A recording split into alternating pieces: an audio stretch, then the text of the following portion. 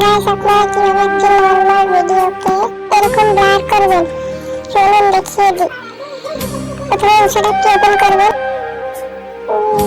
তারপর ভিডিওতে ক্লিক করবেন, তারপরে আপনাদের পছন্দ মতো একটি ভিডিও সিলেক্ট করবেন,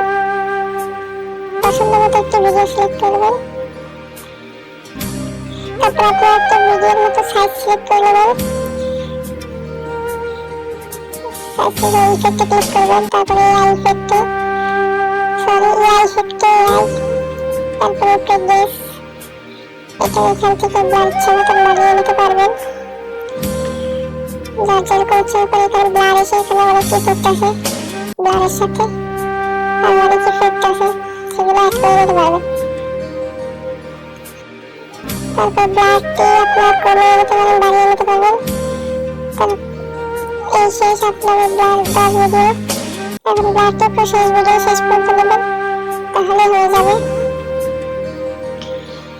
এখন দেখুন কত সুন্দর ব্লার ধরেছে ভিডিওতে কত সুন্দর ব্লার ধরেছে। দেখুন ভিডিওতে কত সুন্দর ব্লার হয়ে গেছে।